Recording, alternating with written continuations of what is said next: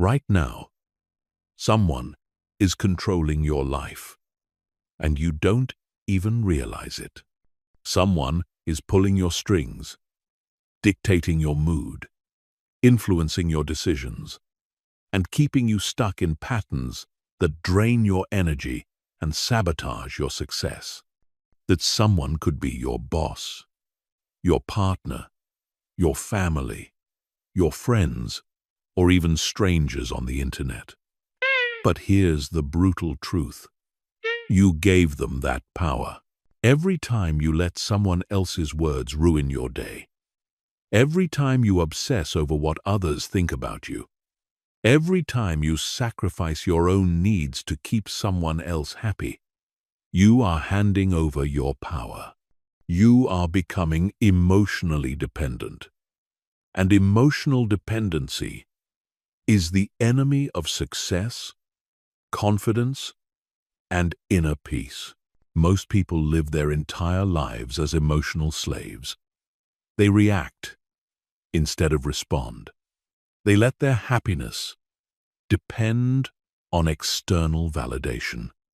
They give away their energy to people who don't deserve it. They become addicted to approval, terrified of rejection, and paralyzed by the fear of disappointing others. This is not strength. This is weakness disguised as caring. But today, that changes. By the time you finish this, you will understand how to emotionally detach from anything that drains your power. You will learn how to become emotionally independent, mentally unshakable, and completely in control of your own energy. You will discover the mindset that allows you to stay calm and focused no matter what chaos surrounds you. This is not about becoming cold or heartless. This is about becoming powerful. This is about taking back control of your mind, your emotions, and your life. Let's begin. Chapter 1. The brutal truth about emotional attachment. The first thing you need to understand is that emotional attachment is not love, it's fear. When you are emotionally attached to someone or something, you are not operating from a place of strength. You are operating from a place of desperate need. You need them to act a certain way for you to feel okay. You need them to approve of you for you to feel worthy. You need them to be happy for you to be happy. This is not connection. This is codependency. Look at your life right now. How many of your emotions are controlled by other people? How often do you feel anxious because someone hasn't texted you back? How many times do you replay conversations in your head, wondering if you said the wrong thing? How often do you change your behavior to avoid conflict or gain approval? If you're honest, the answer is probably more often than you'd like to admit. Here's what most people don't realize. Emotional attachment makes you weak, predictable, and easy to manipulate. When someone knows exactly what buttons to push to get a reaction from you, they have power over you. When your mood depends on their behavior, they control your emotional state. When you need their validation to feel good about yourself, you have made yourself dependent on something you cannot control. The most successful people in the world, the ones who achieve extraordinary things and maintain unshakable confidence, they all have one thing in common. They are emotionally detached from outcomes they cannot control. They don't need anyone's permission to feel good about themselves. They don't need anyone's approval to make decisions. They don't let other people's opinions dictate their actions. Think about the people you admire most. The leaders, the innovators, the ones who seem to operate on a different level. What do you notice about them? They don't react emotionally to criticism. They don't get defensive when challenged. They don't seek validation from others. They operate from a place of inner confidence that cannot be shaken by external circumstances. This is what emotional detachment looks like in action. It's not about not caring. It's about caring about the right things. It's about investing your emotional energy only in what you can control and refusing to waste it on what you cannot.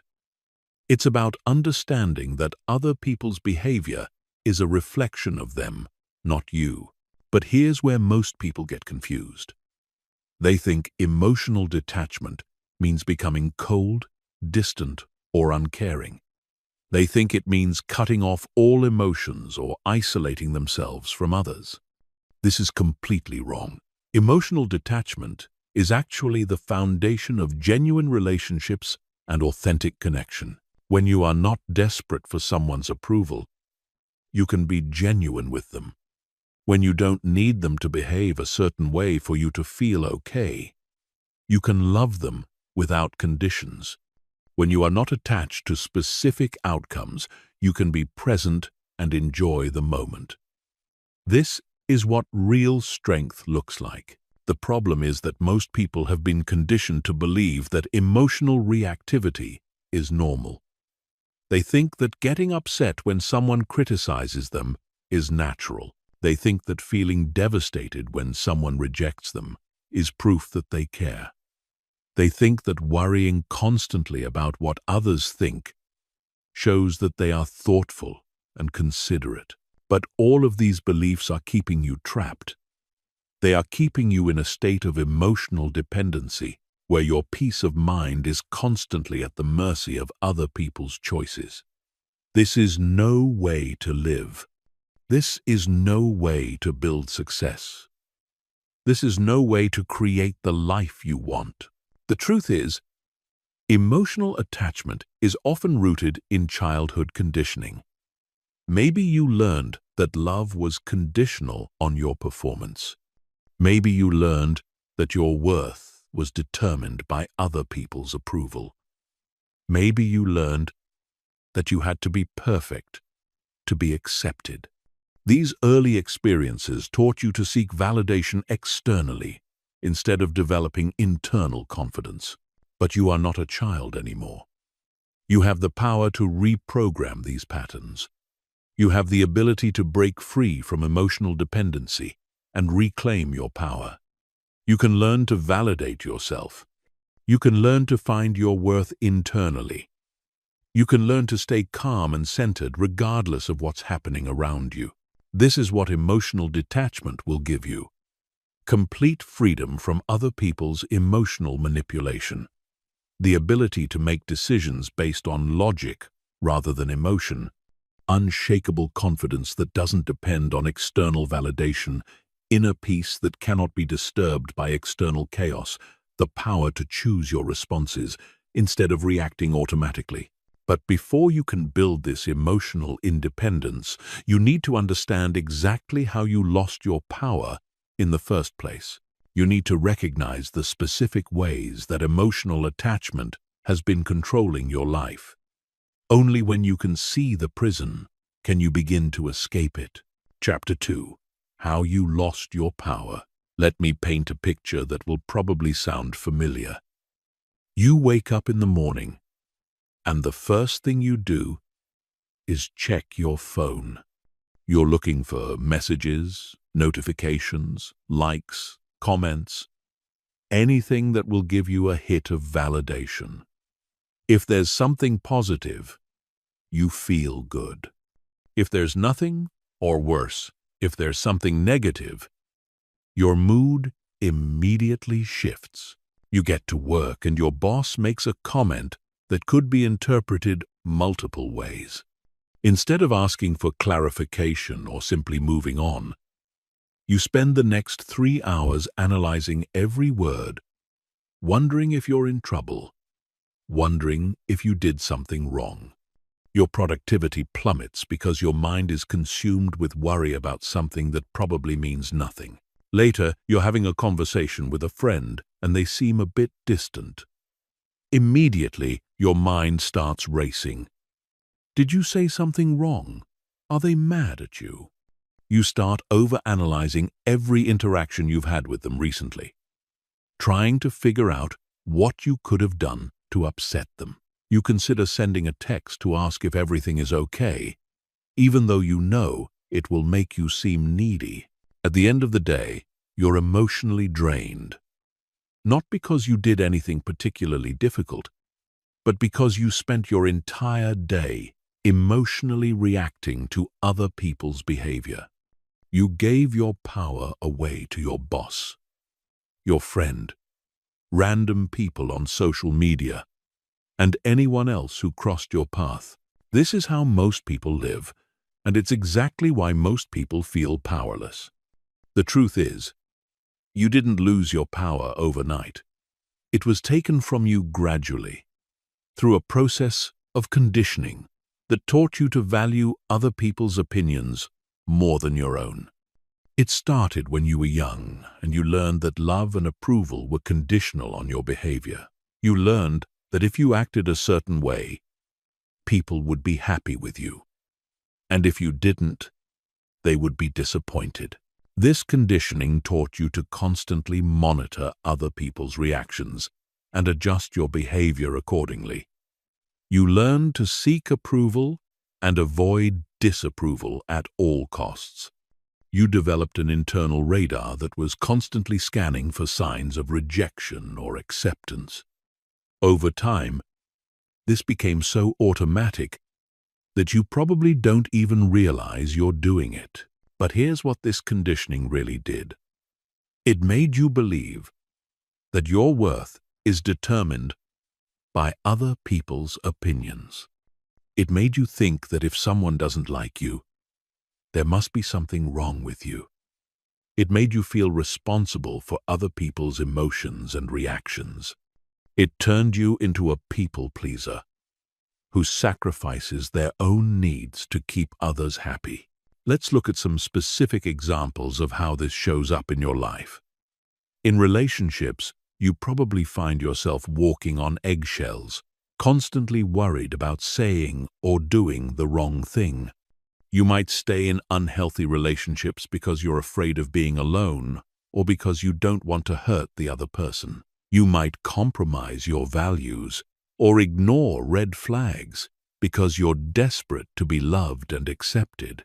At work, you probably say yes to everything, even when you're already overwhelmed. You might stay late to finish projects that aren't your responsibility because you don't want to disappoint anyone.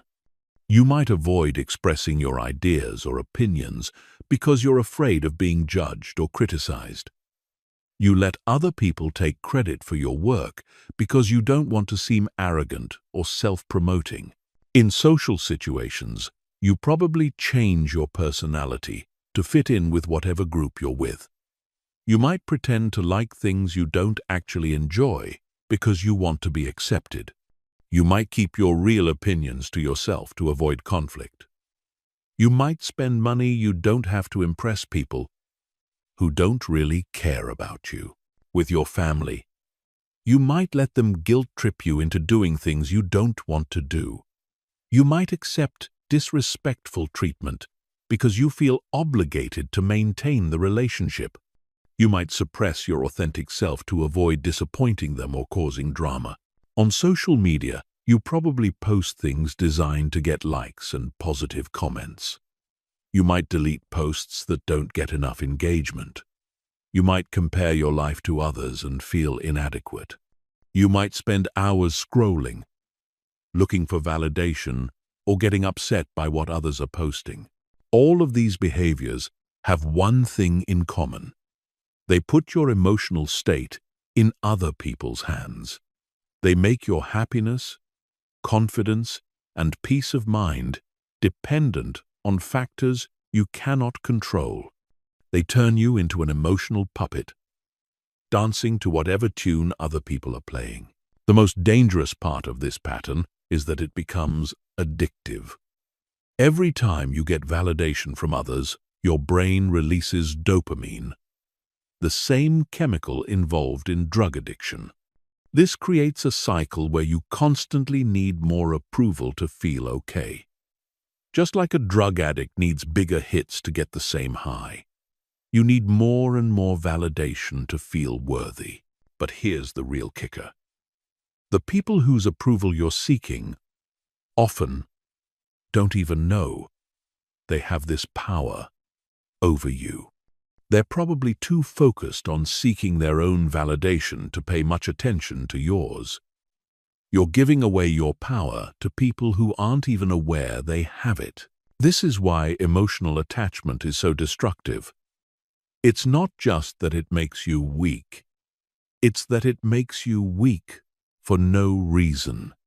You're sacrificing your power, your authenticity, and your peace of mind for people who often don't care and relationships that aren't even real. The good news is that once you understand how you lost your power, you can begin to take it back. Once you can see the patterns, you can break them. Once you recognize that you've been living according to other people's rules, you can start writing your own. Chapter 3. The Psychology of Detachment. To truly understand emotional detachment, you need to understand how your brain works. Most of your emotional reactions are not actually responding to what's happening right now. They're responding to past experiences, future fears, and unconscious programming that was installed when you were too young to question it. Your brain has a part called the amygdala, which is responsible for detecting threats and triggering fight or flight responses. This part of your brain developed when humans were living in caves and facing physical dangers on a daily basis. Back then, being rejected by the tribe could literally mean death. So your brain developed powerful mechanisms to avoid social rejection at all costs. The problem is, your amygdala can't tell the difference between a real physical threat and an emotional threat. When someone criticizes you, your brain reacts as if you're being attacked by a wild animal. When someone doesn't text you back, your brain interprets this as potential abandonment, which triggers the same fear response that kept your ancestors alive. This is why emotional reactions feel so intense and urgent. Your brain is literally telling you that your survival is at stake. It's flooding your system with stress hormones and demanding immediate action to eliminate the threat. But in modern life, most of these threats are completely imaginary. Understanding this gives you incredible power. Because once you realize that your emotional reactions are often based on outdated programming rather than current reality, you can begin to question them. You can learn to pause and ask yourself, is this reaction appropriate to what's actually happening? Or am I responding to old fears and conditioning? The key to emotional detachment is developing what psychologists call metacognition, which is essentially thinking about your thinking. It's the ability to step outside of your emotional reactions and observe them objectively, like a scientist studying an interesting phenomenon. When you develop metacognition, something remarkable happens. Instead of being swept away by your emotions, you become curious about them. Instead of automatically believing your thoughts, you examine them. Instead of reacting impulsively, you respond consciously. This is the foundation of true emotional intelligence. It's not about suppressing your emotions or pretending they don't exist. It's about understanding them, learning from them, and choosing how to respond to them. Let's break down the difference between attachment and detachment from a psychological perspective. Attachment occurs when you identify with your thoughts and emotions. You believe that you are your thoughts. You think that your emotions are facts about reality, rather than temporary experiences in your consciousness. When you're attached, you might think things like, I am anxious, I am angry, I am sad. But when you're detached, you think, I am experiencing anxiety. I notice anger arising. There is sadness present. This might seem like a small difference in language, but it represents a massive shift in perspective. The first way of thinking makes you the victim of your emotions. The second way makes you the observer of your emotions. When you're the victim, you have no choice but to be controlled by whatever you're feeling. When you're the observer, you have the power to choose your response. Detachment also involves understanding the difference between facts and stories. Most emotional suffering doesn't come from what actually happens. It comes from the stories we tell ourselves about what happens. Someone doesn't call you back, and you tell yourself a story that they don't care about you. Your boss seems stressed, and you tell yourself a story that you're in trouble. A friend cancels plans, and you tell yourself a story that they don't want to spend time with you. These stories feel completely real and true, but they're actually just interpretations. They're one possible explanation for what happened, but there are always other explanations. When you're emotionally attached, you automatically believe the most negative story. When you're emotionally detached, you recognize that you don't actually know what's true until you have more information. This shift in perspective is incredibly liberating. Instead of being tortured by worst-case scenario thinking, you can simply acknowledge that you don't know what someone else is thinking or feeling. Instead of taking everything personally, you can recognize that other people's behavior is usually about them, not you. Detachment also involves understanding the concept of impermanence. Everything in life is temporary. Your emotions are temporary. Other people's emotions are temporary. Situations that seem overwhelming right now will pass. Relationships that seem permanent will change. Success and failure are both temporary experiences. When you truly understand impermanence, you stop clinging so tightly to temporary experiences. You don't get as high during good times because you know they won't last forever. But you also don't get as low during difficult times because you know they won't last forever either. This understanding creates emotional stability. Instead of being on an emotional roller coaster, constantly swinging between extreme highs and lows, you maintain a steady center. You can experience emotions fully without being overwhelmed by them. You can enjoy positive experiences without being attached to them. You can navigate negative experiences without being destroyed by them. Another key aspect of detachment is understanding that you cannot control other people. This seems obvious, but most people live as if they believe they can influence or manipulate others into giving them what they want. They think that if they just say the right thing, or act the right way, or try hard enough, they can make other people love them, approve of them, or treat them well. But other people have their own conditioning, their own fears, their own agendas, and their own free will.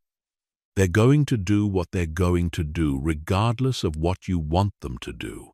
The sooner you accept this, the sooner you can stop wasting energy trying to control things that are beyond your control. This doesn't mean you become passive or that you don't try to influence positive outcomes. It means you focus your energy on what you can actually control: your thoughts, your emotions, your actions, and your responses. This is where your real power lies. Chapter 4. The Detachment Mindset Shift. The transformation from emotional dependency to emotional independence requires a fundamental shift in how you see yourself and your relationship to the world. This isn't just about changing your behavior. It's about changing your entire identity. You need to stop seeing yourself as someone who needs others to feel complete, and start seeing yourself as someone who is already whole. The first mindset shift is moving from external validation to internal validation. Right now, you probably look to others to tell you if you're good enough, smart enough, attractive enough, or worthy enough. You wait for their approval before you feel confident. You let their criticism determine your self-worth. This is like giving other people the remote control to your emotions. But what if you took that remote control back? What if you became the sole authority on your own worth? What if you stopped asking others to validate you and started validating yourself? This shift requires you to develop an internal reference point for self-worth that is independent of other people's opinions. You need to know, deep in your bones, that you are valuable, regardless of what anyone else thinks. This isn't arrogance or delusion.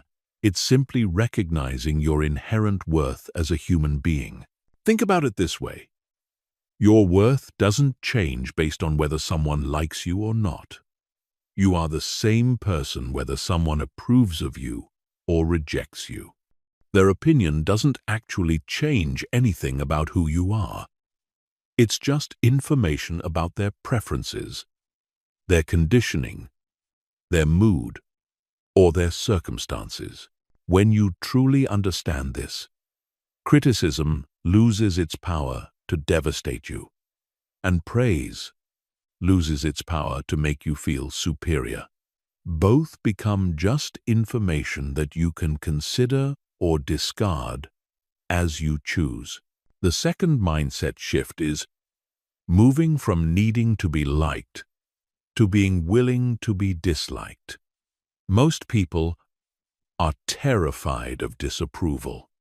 They will sacrifice their authenticity, compromise their values, and betray their own needs just to avoid the possibility that someone might not like them. But here's what they don't realize. Trying to be liked by everyone is a guaranteed way to be respected by no one, including yourself. When you constantly modify your behavior to gain approval, you become a chameleon with no authentic identity. People can sense this desperation, and it actually makes you less likable, not more. The people who command the most respect and admiration are those who are willing to be themselves regardless of whether others approve. They have strong boundaries, clear values, and the courage to stand by their convictions even when it's unpopular. This doesn't mean you should try to be disliked, or that you should be rude or inconsiderate. It means you should be authentic and let other people's reactions be their responsibility, not yours. Some people will love your authenticity. Others will be threatened by it. And that's perfectly okay. The third mindset shift is moving from taking things personally to understanding that everything is about the other person. When someone is rude to you, it's not because you did something wrong, it's because they're having a bad day, or they're dealing with their own issues, or they learned unhealthy communication patterns from their past. When someone rejects you, it's not because you're not good enough. It's because you're not compatible with what they're looking for right now. When someone criticizes you, it's not necessarily because you did something wrong. It might be because they're projecting their own insecurities, or because they have different preferences than you do. This understanding is incredibly freeing because it means you can stop analyzing every interaction to figure out what you did wrong. You can stop taking responsibility for other people's emotions and reactions. You can stop trying to be perfect to avoid triggering negative responses from others. The fourth mindset shift is moving from attachment to outcomes to attachment to the process. Right now, you probably measure your success based on specific outcomes. Whether you get the job, whether the person likes you back, whether your project succeeds, whether people approve of your choices. But here's the problem with outcome attachment. You can't control outcomes. You can influence them, but there are always factors beyond your control that affect the final result. When you attach your happiness to specific outcomes, you set yourself up for disappointment and anxiety. Instead, attach your satisfaction to things you can control: the effort you put in, the quality of your work, how well you communicate, how authentic you are, how much you learn and grow from the experience. These are things that are entirely within your power. When you shift your focus from outcomes to process, you become more resilient, more confident, and paradoxically, more likely to achieve positive outcomes. You're not paralyzed by the fear of failure because your worth isn't tied to succeeding. You're free to take risks, be creative, and push yourself to grow. The fifth mindset shift is moving from scarcity to abundance. Many of your attachment patterns are rooted in scarcity thinking, the belief that there's not enough love, approval, opportunities, or success to go around. This makes you desperate to hold on to whatever you have and terrified of losing it. But what if you operated from abundance instead? What if you believed that there are unlimited opportunities for connection, success, and fulfillment? What if you trusted that if one person doesn't appreciate you, there are billions of others who might? What if you knew that if one opportunity doesn't work out, there will be others? Abundance thinking makes you more attractive to others because you're not needy or desperate. It makes you more generous because you're not afraid of giving away what you have. It makes you more confident because you're not worried about losing what you currently possess. The sixth mindset shift is moving from being reactive to being proactive. Right now, you probably spend a lot of time reacting to what other people do or say. Someone makes a comment, and you react.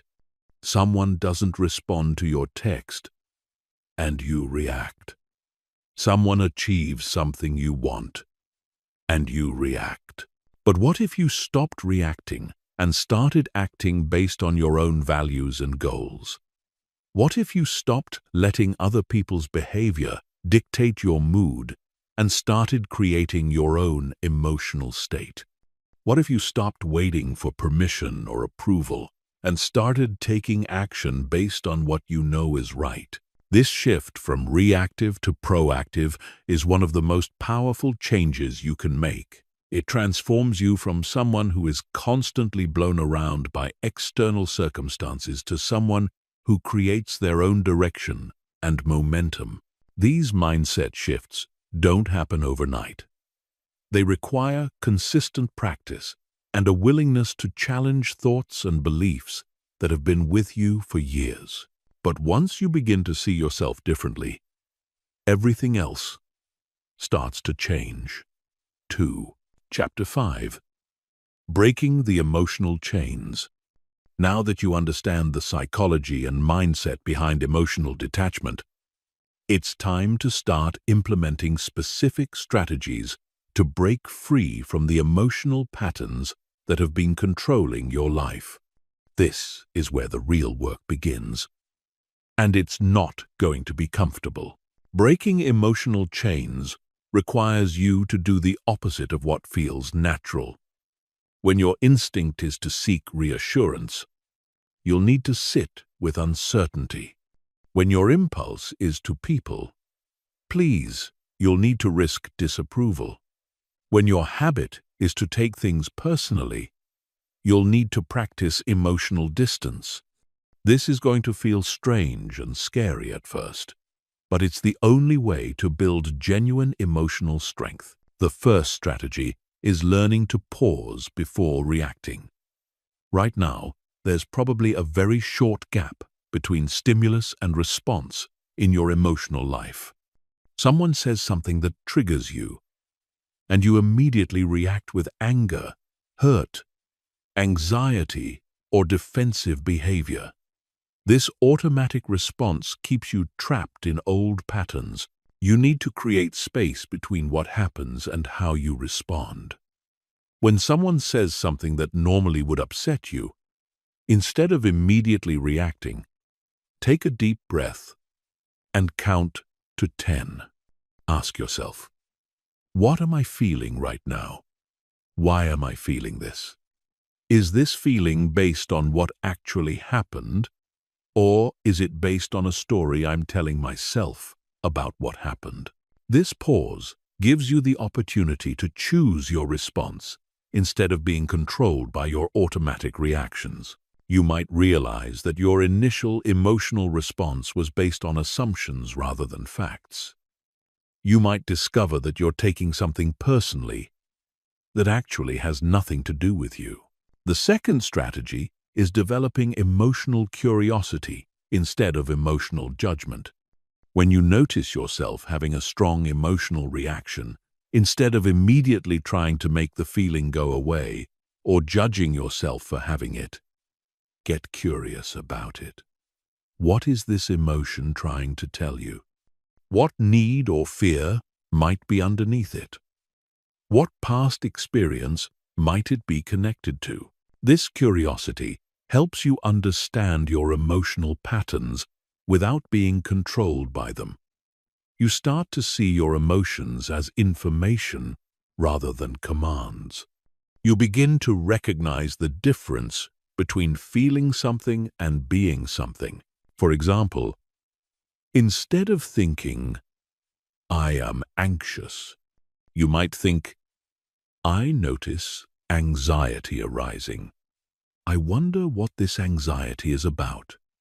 Is there a real threat? Or is my brain just trying to protect me from something that isn't actually dangerous? The third strategy is practicing the art of non-reaction. This is probably the most challenging skill to develop, but it's also the most powerful. Non-reaction means staying calm and centered when others are trying to provoke an emotional response from you. When someone criticizes you, insults you, tries to make you jealous, or attempts to manipulate you emotionally, your goal is to remain completely unaffected. This doesn't mean you ignore them or pretend nothing happened. It means you don't give them the emotional reaction they're looking for. Start practicing this in low-stakes situations. If someone makes a sarcastic comment, don't take the bait. If someone tries to start an argument, don't engage. If someone attempts to guilt-trip you, acknowledge what they said without becoming defensive or feeling guilty. The more you practice non-reaction, the more you'll realize how often people are unconsciously trying to get emotional reactions from others. They're seeking attention, trying to feel powerful, or attempting to validate their own emotional state by getting others to feel the same way they do. The fourth strategy is setting and maintaining clear emotional boundaries.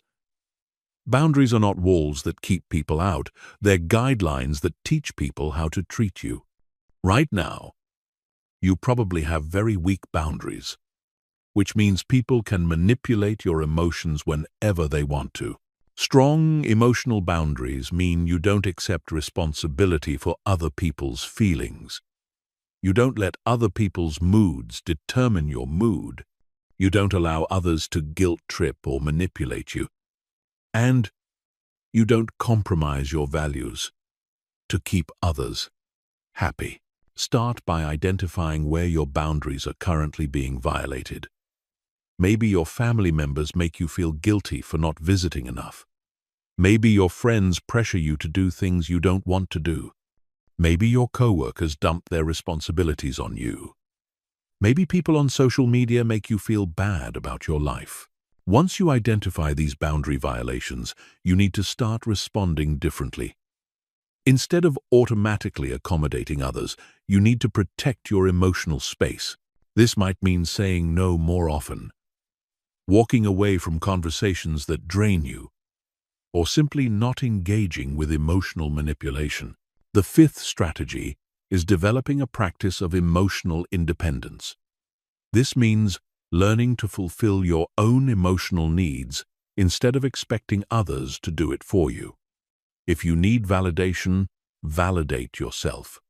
If you need comfort, comfort yourself. If you need encouragement, encourage yourself. This isn't about becoming completely self-reliant or never needing anyone else. It's about not being desperate for others to meet your emotional needs. When you can give yourself what you need emotionally, your relationships become much healthier because you're choosing to connect with others rather than needing to. Start by identifying what emotional needs you're currently trying to get met by others. Do you need constant reassurance? Do you need frequent praise? Do you need others to make you feel special or important? Whatever it is, practice giving it to yourself first. The sixth strategy is learning to distinguish between your business, other people's business, and God's business. Your business includes your thoughts, feelings, actions, and choices. Other people's business includes their thoughts, feelings, actions, and choices. God's business includes things like natural disasters, other people's deaths, and events that are completely outside of anyone's control. Most emotional suffering comes from getting involved in business that isn't yours. You worry about what other people think about you, which is their business. You get upset about things that happened in the past or might happen in the future, which is God's business. You try to control how others feel about you, which is their business. When you stay in your own business and let others stay in theirs, you dramatically reduce your emotional suffering. You stop taking responsibility for things you can't control, and you start focusing your energy on things you can actually influence.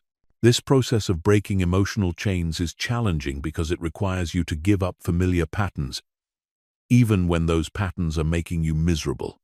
Your ego will resist these changes because it's comfortable with being a victim. It knows how to get attention and sympathy through emotional suffering. But on the other side of this discomfort is true freedom. Freedom from needing others to validate you. Freedom from being controlled by other people's moods and reactions. Freedom from taking everything personally. Freedom from the exhausting cycle of seeking approval and avoiding rejection. The question is, are you ready to do the work required to claim this freedom? Chapter 6. Building emotional armor. Most people think that being emotionally strong means never getting hurt. They think that detachment means building walls so high that nothing can touch them. This is completely wrong. True emotional strength isn't about avoiding pain. It's about experiencing it without being destroyed by it. It's about developing what I call emotional armor, a protective layer that allows you to engage with the world without losing yourself in the process. Emotional armor isn't about becoming cold or heartless. It's about developing the internal resources to handle whatever life throws at you without falling apart. It's about building resilience so strong that you can walk through emotional fire and come out the other side unchanged. The first component of emotional armor is developing unshakable self-worth. Right now, your self-worth probably fluctuates based on external circumstances. When things go well, you feel good about yourself. When things go poorly, you question your value. This instability makes you vulnerable to manipulation and emotional manipulation. Unshakable self-worth means knowing at your core that you are valuable regardless of what happens to you. It means understanding that your worth is not determined by your achievements, your relationships, your appearance, or anyone else's opinion of you. Your worth exists simply because you exist. This isn't positive thinking or self-help fluff. This is a practical recognition that human worth is inherent, not earned. You don't have to prove your value to anyone. including yourself. You don't have to justify your existence or apologize for taking up space in the world. When you truly internalize this understanding, criticism becomes just information, instead of an attack on your character. Rejection becomes just incompatibility, instead of proof that you're not good enough. Failure becomes just feedback, instead of evidence of your inadequacy. The second component of emotional armor is developing emotional independence. This means learning to meet your own emotional needs instead of depending on others to do it for you. Most people are emotional beggars, constantly seeking validation, comfort, and encouragement from others. This dependency makes them weak and manipulatable. Emotional independence means becoming your own source of validation. When you achieve something, you acknowledge your accomplishment without needing others to praise you. When you're going through a difficult time, you comfort yourself without needing others to rescue you. When you're facing a challenge, you encourage yourself without waiting for others to motivate you. This doesn't mean you never accept support from others or that you isolate yourself completely. It means you don't need others to provide what you can provide for yourself. You choose to connect with others from a place of strength rather than neediness. The third component is developing mental discipline. Your mind is constantly generating thoughts, many of which are negative, fearful, or destructive. Most people believe every thought that enters their head and react accordingly. This is like being controlled by a radio that you can't turn off. Mental discipline means learning to observe your thoughts without automatically believing them. It means recognizing that thoughts are just mental events, not facts about reality. It means developing the ability to choose which thoughts to focus on and which ones to dismiss. Start by practicing thought awareness. Throughout the day, notice what you're thinking about. Are your thoughts positive or negative? Are they focused on things you can control or things you can't control? Are they based on facts or assumptions? Don't judge your thoughts. Just observe them.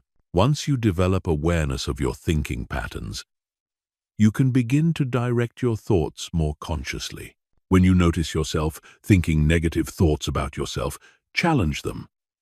Ask yourself, is this thought true? Is it helpful? What would I think instead if I wanted to feel confident and powerful? The fourth component is emotional regulation under pressure. It's easy to stay calm when everything is going well. The real test of your emotional armor comes when you're under stress, facing criticism, dealing with conflict, or experiencing loss. This is when most people's emotional defenses crumble. True emotional armor means staying centered even when everything around you is chaotic. It means maintaining your composure when others are losing theirs. It means responding thoughtfully instead of reacting impulsively, even in highly charged situations. This skill is developed through practice. Start with small challenges. When someone cuts you off in traffic, practice staying calm instead of getting angry. When someone makes a rude comment, practice not taking it personally. When you don't get something you want, practice accepting the outcome without becoming bitter. The fifth component is developing selective vulnerability. Many people think that being emotionally strong means never being vulnerable with anyone. This is a mistake that leads to isolation and loneliness. The key is learning to be selectively vulnerable, opening up only to people who have earned the right to see your inner world. Not everyone deserves access to your emotions, your fears, your dreams, or your struggles. Most people haven't done the work to handle someone else's vulnerability responsibly. They might use your openness against you, betray your trust, or simply not care about what you share with them. Selective vulnerability means being discerning about who you let into your inner circle. It means sharing your deepest thoughts and feelings only with people who have proven themselves trustworthy, supportive, and emotionally mature. Everyone else gets the public version of you. The sixth component is building a strong internal foundation. This means developing interests, goals, and sources of meaning that don't depend on other people. Many people build their entire identity around their relationships, their career, or their social status. When these external things change or disappear, they feel lost and empty. A strong internal foundation means having a rich inner life that sustains you regardless of external circumstances. It means pursuing interests that fascinate you, regardless of whether others approve. It means setting goals that align with your values, regardless of whether others think they're important. It means finding meaning in activities that fulfill you, regardless of whether others understand. When you have a strong internal foundation, you don't need external validation to feel whole. You're not devastated when relationships end because you have other sources of fulfillment. You're not destroyed by career setbacks because your identity isn't entirely wrapped up in your job. You're not crushed by social rejection because you have internal sources of self-worth. Building emotional armor is not a one-time event. It's an ongoing process. Every challenge you face is an opportunity to strengthen your emotional resilience. Every difficult person you encounter is a chance to practice non-reaction. Every rejection you experience is a test of your self-worth. The goal is not to become invulnerable, because that's neither possible nor desirable. The goal is to become anti-fragile, meaning you actually become stronger when exposed to stress and challenges. Instead of being broken by difficult experiences, you use them as raw material to build even stronger emotional armor. Chapter 7. The Art of Strategic Indifference. There's a concept that will revolutionize your life once you truly understand it. You don't have to care about everything. In fact, caring about everything is a guaranteed way to drive yourself crazy and waste your precious emotional energy. The most powerful people in the world have mastered the art of strategic indifference, which means choosing very carefully what deserves their emotional investment. Strategic indifference is not about becoming apathetic or uncaring about life. It's about being highly selective about what you allow to affect you emotionally. It's about understanding that your attention and emotional energy are finite resources that should be invested wisely, not squandered on things that don't matter. Most people care about everything equally. They get as upset about a stranger's rude comment as they do about a genuine problem in their life. They spend as much mental energy worrying about what acquaintances think of them as they do planning their future. They react as strongly to minor inconveniences as they do to major challenges. This scattered emotional attention is exhausting and ineffective. It's like trying to light up an entire city with a single light bulb instead of focusing that energy where it can have the most impact. When you care about everything, you care about nothing effectively. Strategic indifference requires you to develop a hierarchy of what matters in your life. At the top of this hierarchy are things that directly impact your well-being, your goals, your values, and the people you truly care about. At the bottom are things that have no real impact on your life, but that you've been conditioned to worry about anyway. Let's start with what doesn't deserve your emotional energy. Other people's opinions of you, unless those people are directly relevant to your life or goals. Random criticism from strangers or acquaintances. Social media drama that doesn't affect you personally. Other people's lifestyle choices that have no impact on you. Past mistakes that you can't change. Future scenarios that may never happen. The list of what you shouldn't care about is much longer than most people realize. You don't need to have an opinion about every political issue, every social controversy, or every celebrity scandal.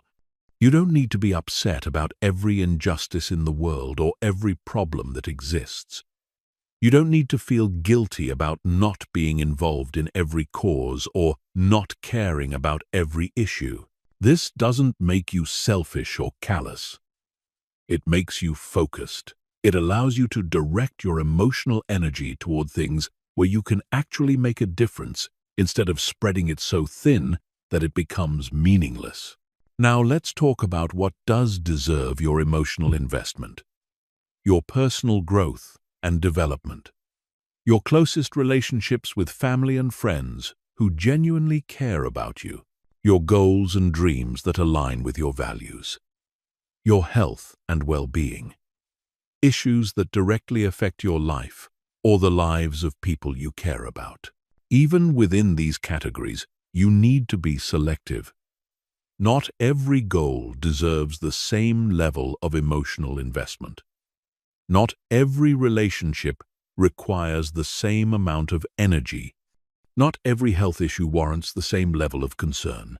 The key is learning to calibrate your emotional response to match the actual importance of each situation. A minor disagreement with a friend shouldn't generate the same emotional intensity as a major life decision.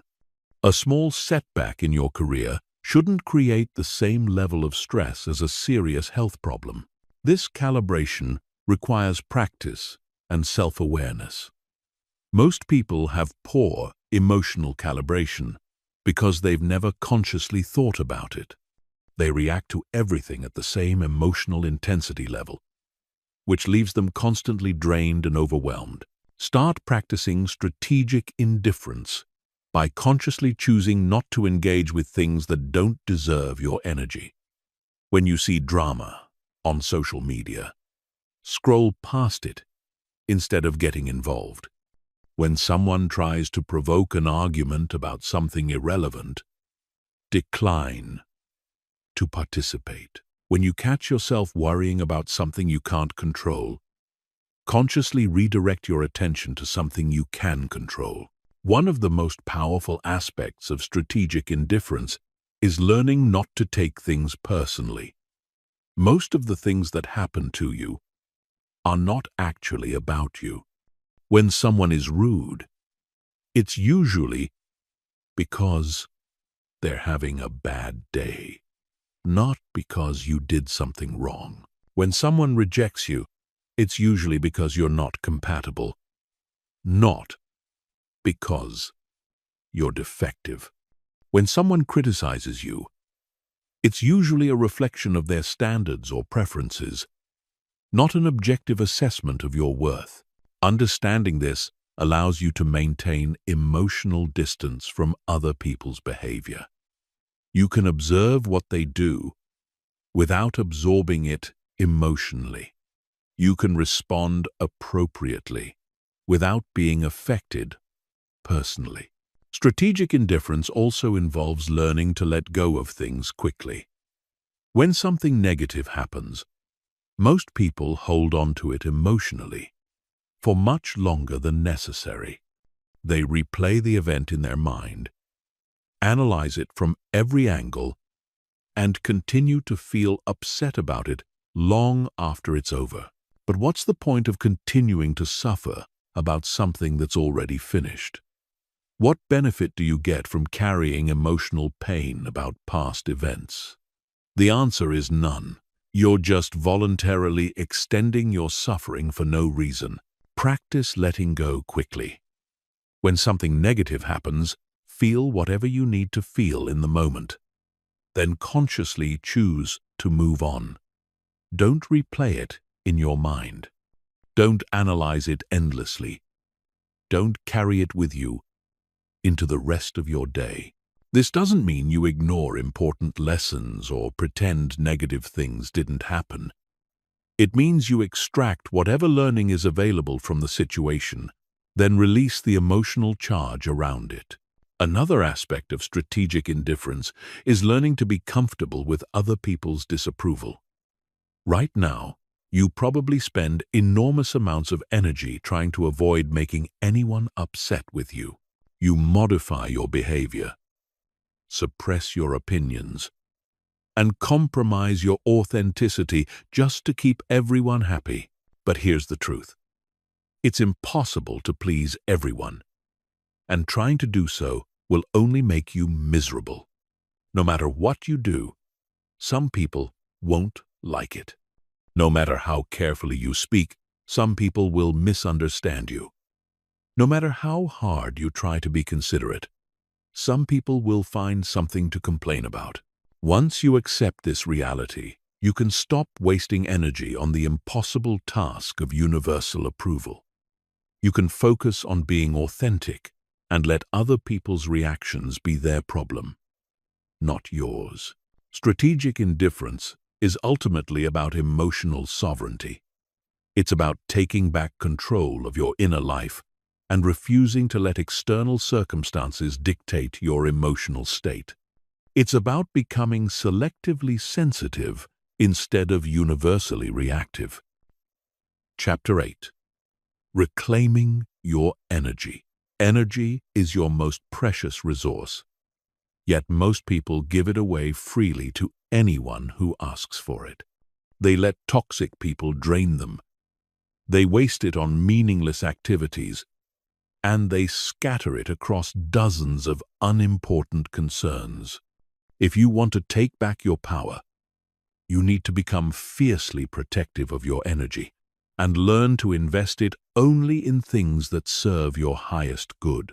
Think about your energy like money. You wouldn't give your money to everyone who asks for it, yet you probably give your energy away much more carelessly. You wouldn't spend your money on things that make you worse off, yet you probably invest your energy in activities and relationships that drain you and add no value to your life. Energy management is just as important as financial management, if not more so. When you're emotionally drained, you can't perform at your best. You can't think clearly, make good decisions, or pursue your goals effectively. You become reactive instead of proactive, weak instead of strong, scattered instead of focused. The first step in reclaiming your energy is conducting an energy audit. For 1 week, pay close attention to what gives you energy and what takes it away. Notice how you feel after spending time with different people. Pay attention to which activities leave you feeling energized and which ones leave you feeling depleted. Observe how different environments affect your energy levels. You'll probably discover that certain people consistently drain your energy. These are the people who complain constantly but never take action to improve their situation. They dump their problems on you, but ignore your advice. They create drama wherever they go. They're negative, pessimistic, and emotionally exhausting to be around. You'll also notice that certain activities consistently drain your energy. These might include mindless scrolling on social media, watching too much news, engaging in gossip, or participating in activities that don't align with your values or interests. On the flip side, you'll identify people who consistently give you energy. These are the people who inspire you, support you, challenge you to grow, and make you feel good about yourself. You'll also identify activities that energize you, such as pursuing your hobbies, exercising, learning new skills, or working on meaningful projects. Once you have this awareness, you can begin to make conscious choices about how you spend your energy. This means spending more time with energy-giving people and less time with energy-draining people. It means engaging in more activities that energize you and fewer activities that deplete you. But here's where most people struggle. They feel guilty about protecting their energy. They think it's selfish to avoid negative people or to say no to energy-draining activities. They believe they have an obligation to be available to everyone who wants their time and attention. This guilt is misplaced and destructive. You are not obligated to absorb other people's negative energy.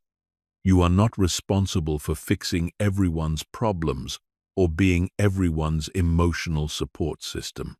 You are not required to sacrifice your well-being to make others feel better. In fact, protecting your energy is one of the most generous things you can do, because it allows you to show up as your best self for the people and activities that truly matter. When you're energized and emotionally strong, you have more to give to the relationships and pursuits that deserve your investment. Setting energy boundaries means learning to say no without explanation or justification. You don't need to explain why you don't want to attend every social gathering, participate in every conversation, or help with every request. A simple, "No, I can't," is a complete sentence. It also means limiting your exposure to energy vampires. These are people who seem to suck the life out of you every time you interact with them. They're always in crisis, always complaining, always needing something from you but never giving anything back. You don't have to cut these people out of your life completely, but you can limit your exposure to them. Keep conversations short. Don't engage with their drama. Set clear boundaries about what you're willing to discuss and what you're not. Another crucial aspect of energy management is learning to detach from other people's emotions. Many people are emotional sponges, absorbing whatever emotions are present in their environment. If someone around them is anxious, they become anxious. If someone is angry, they become agitated. If someone is depressed, they become sad. This emotional absorption is exhausting and unnecessary. Other people's emotions belong to them, not you. You can be compassionate and supportive without taking on their emotional state as your own. Practice emotional boundaries by consciously choosing not to absorb other people's emotions. When you notice yourself starting to feel whatever someone else is feeling, pause and remind yourself that their emotions are their responsibility, not yours. You can care about their situation without carrying their emotional burden. Energy reclamation also involves eliminating energy leaks in your daily life. These are small habits and behaviors that gradually drain your energy throughout the day. Checking your phone obsessively, worrying about things you can't control, engaging in negative self-talk, trying to multitask, instead of focusing on one thing at a time. Each of these energy leaks might seem minor, but they add up over the course of a day, week, or month. Eliminating them can dramatically increase your overall energy levels and emotional resilience. One of the biggest energy leaks is mental rumination. This is when you replay past events or worry about future scenarios over and over in your mind. Rumination is completely unproductive because it doesn't change anything about what happened or what might happen, but it consumes enormous amounts of mental energy. When you catch yourself ruminating, consciously redirect your attention to the present moment. Focus on what you can control right now, instead of what you can't control in the past or future. Another major energy leak is trying to control things that are beyond your influence. You waste enormous amounts of energy trying to control other people's behavior, opinions, and decisions. You stress about outcomes that depend on factors outside your control. You worry about scenarios that may never happen. Learning to focus your energy only on things you can actually control is one of the most liberating shifts you can make. It allows you to direct your full power toward areas where you can actually create change instead of dissipating it in futile attempts to control the uncontrollable. Reclaiming your energy is not a selfish act. It's an act of self-respect. It's recognizing that your energy is valuable and deserves to be invested wisely. It's understanding that you can't pour from an empty cup. So keeping yourself energized is actually the most generous thing you can do for others.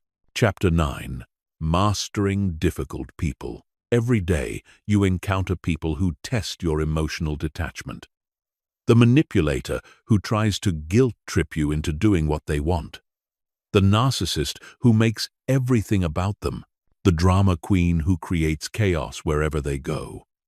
The passive-aggressive person who says one thing but means another. The energy vampire who drains you with their constant complaints and negativity. Most people let difficult people control their emotional state. They get angry, frustrated, hurt, or anxious when dealing with challenging personalities. They take the bait when someone tries to provoke them.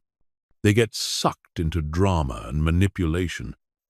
They let difficult people rent space in their head long after the interaction is over. But when you master emotional detachment, difficult people lose their power over you.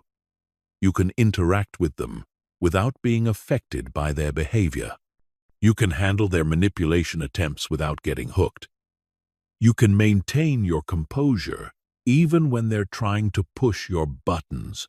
The first key to mastering difficult people is understanding that their behavior is not about you. It's about them. When someone is manipulative, it's because they learned that manipulation was the only way to get their needs met. When someone is aggressive, it's because they feel powerless and are trying to regain control. When someone is passive-aggressive, it's because they're afraid of direct confrontation. Understanding the psychology behind difficult behavior helps you depersonalize it. You stop taking their actions as a personal attack and start seeing them as predictable responses based on their conditioning and emotional wounds. The second key is recognizing common manipulation tactics and refusing to engage with them. Guilt tripping is when someone tries to make you feel bad for not doing what they want. Gaslighting is when someone tries to make you question your own perception of reality. Emotional blackmail is when someone threatens negative consequences if you don't comply with their wishes. The secret to handling manipulation is to not defend yourself or explain your position. The moment you start justifying your choices or defending your boundaries, you've already lost. Manipulators are experts at turning your explanations against you and making you feel guilty for having boundaries in the first place. Instead, simply state your position clearly and refuse to elaborate. I'm not going to do that. That doesn't work for me. I'm not available for that. Don't explain why. Don't justify your decision. Don't apologize for having boundaries. The third key is learning to stay emotionally neutral during difficult interactions. This doesn't mean becoming cold or robotic. It means maintaining your composure and not letting their emotional state dictate yours. If they're angry, you stay calm. If they're trying to create drama, you remain peaceful. If they're being negative, you maintain your positive energy. This emotional neutrality is incredibly powerful because it denies them the emotional reaction they're seeking. Most difficult behavior is an attempt to get attention, control, or an emotional response from others. When you refuse to give them what they're looking for, their behavior often stops because it's no longer serving its purpose. The fourth key is setting and enforcing clear boundaries. Boundaries are not suggestions or requests. They're non-negotiable limits that protect your well-being. When dealing with difficult people, you need to be crystal clear about what behavior you will and will not accept. If someone consistently violates your boundaries, you need to enforce consequences. This might mean limiting your contact with them, walking away from conversations that become disrespectful, or ending relationships that are consistently toxic. Many people are afraid to enforce boundaries because they don't want to seem mean or cause conflict. But allowing people to treat you poorly is not kindness. It's self-betrayal. You're not responsible for managing other people's emotions when you enforce reasonable boundaries. The fifth key is using the gray rock method with particularly toxic individuals. This technique involves becoming as boring and unresponsive as possible during interactions. You give short, neutral responses. You don't share personal information. You don't react emotionally to their provocations. You become so uninteresting that they eventually lose interest in targeting you. This method is particularly effective with narcissists and other personality-disordered individuals who feed off drama and emotional reactions. When you stop providing them with the entertainment they're seeking, they often move on to easier targets. The sixth key is developing selective empathy. Empathy is generally a positive trait, but when dealing with manipulative people, too much empathy can be exploited. They will use your compassion against you by playing the victim, making you feel sorry for them, or guilt-tripping you into enabling their behavior. Selective empathy means being able to understand someone's situation without feeling obligated to fix it or accommodate their dysfunction. You can acknowledge that someone has had a difficult life without accepting abusive behavior from them. You can feel compassion for their struggles without sacrificing your own well-being to help them. The seventh key is learning when to disengage completely. Some people are so toxic that the only way to protect yourself is to cut off contact entirely. This includes people who are consistently abusive, those who refuse to respect your boundaries, and individuals who drain your energy without adding any value to your life. Disengagement can be difficult, especially when the toxic person is a family member or someone you have to interact with regularly. But sometimes protecting your mental health and emotional well-being requires making hard choices about who you allow in your life. The final key is remembering that you cannot change other people.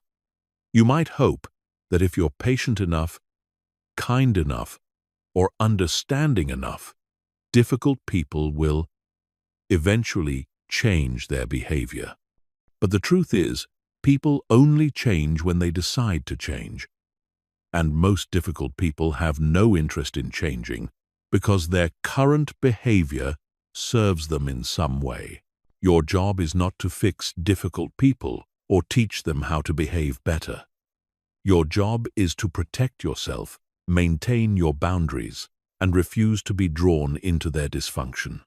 When you stop trying to change them and focus on managing your own responses, you reclaim your power and maintain your emotional detachment. Chapter 10. The Detached Life.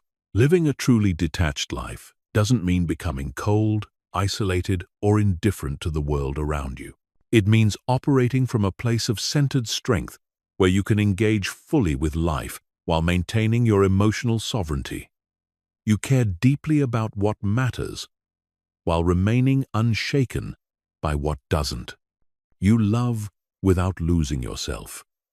You pursue goals without being destroyed by setbacks. You connect with others without becoming dependent on their approval. This is what ultimate freedom looks like. Freedom from the constant anxiety of seeking approval, freedom from the exhausting cycle of emotional reactivity, freedom from the desperate need to control outcomes, freedom from the fear of rejection, criticism, or failure.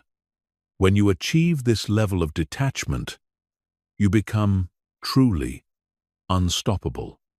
The detached life begins with accepting radical responsibility for your emotional state. This means acknowledging that no one else can make you feel anything. Other people's words, actions, and opinions are just external events. Your emotional response to these events is always your choice, even when it doesn't feel like it. This is perhaps the most difficult truth to accept, because it means you can no longer blame others for your emotional suffering.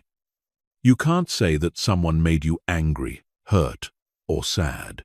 You can say that you chose to feel angry, hurt, or sad in response to their behavior. This shift from victim to creator is the foundation of emotional freedom.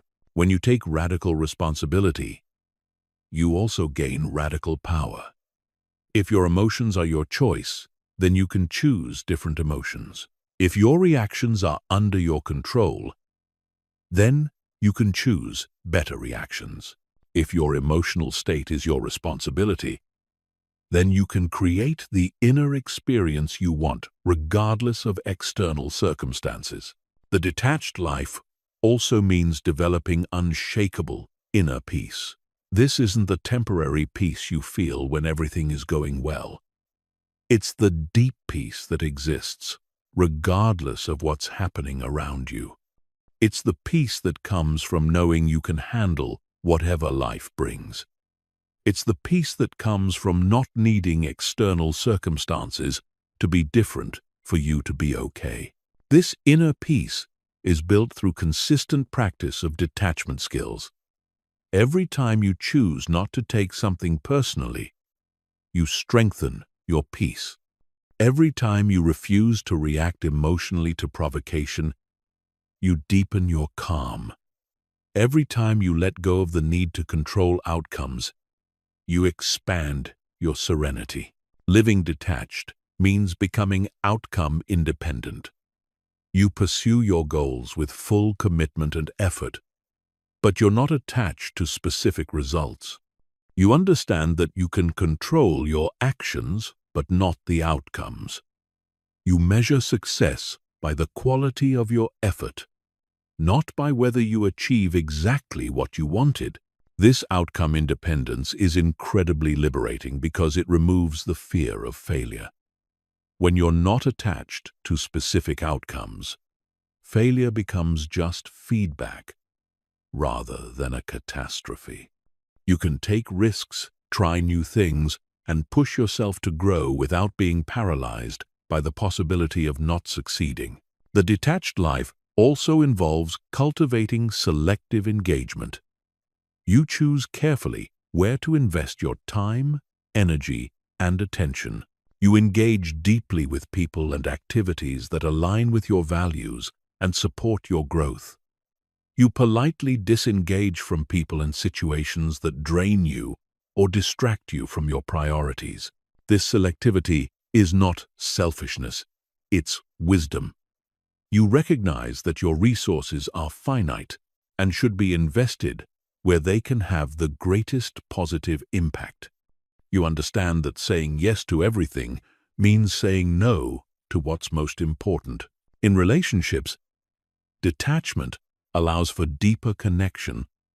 Paradoxically, when you're not desperate for someone's approval, you can be authentic with them. When you're not trying to control their behavior, you can love them as they are. When you're not attached to specific outcomes in the relationship, you can be present and enjoy whatever unfolds. This creates much healthier relationship dynamics. You attract people who appreciate your authenticity rather than those who want to manipulate your neediness.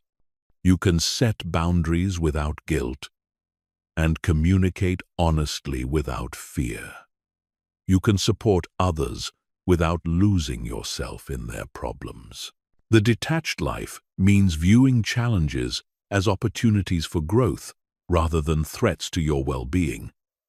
Every difficult person you encounter is a chance to practice non-reaction. Every setback is an opportunity to develop resilience. Every criticism is a chance to strengthen your self-worth. Every rejection is practice for not taking things personally. This reframing transforms your entire relationship with adversity. Instead of trying to avoid challenges, you welcome them as training for your emotional strength. Instead of being devastated by setbacks, you're curious about what they can teach you. Instead of fearing criticism, you're interested in whatever useful information it might contain. Living detached also means maintaining perspective on the temporary nature of everything. Good times will pass, but so will bad times. Success will come and go, but so will failure. People will enter your life and leave it. Circumstances will constantly change. Understanding this impermanence helps you avoid getting too attached to temporary experiences.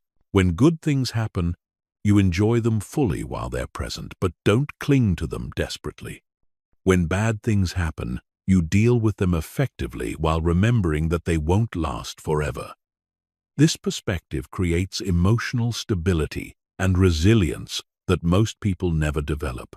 The ultimate goal of the detached life is not to feel nothing, but to feel everything without being controlled by any of it.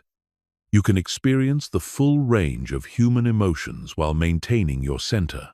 You can care deeply about people and causes while staying emotionally free. You can pursue ambitious goals while remaining at peace with whatever happens. This is true mastery. Not the suppression of emotion, but the conscious direction of emotional energy. Not the avoidance of connection, but the creation of connection from strength rather than neediness. Not the abandonment of goals, but the pursuit of goals from love rather than fear. When you live this way, you become a force of nature. You're unshakable in your confidence, unwavering in your values, and unstoppable in your pursuit of what matters to you. You inspire others through your example of what it looks like to be truly free. You create the life you want because you're no longer limited by the need for external approval or the fear of external rejection. This is your destiny, if you're willing to do the work. The question is not whether you can achieve this level of detachment, but whether you will commit to the daily practice required to build it. The choice is yours, but the power has always been within you. Chapter 11. The Daily Practice of Detachment.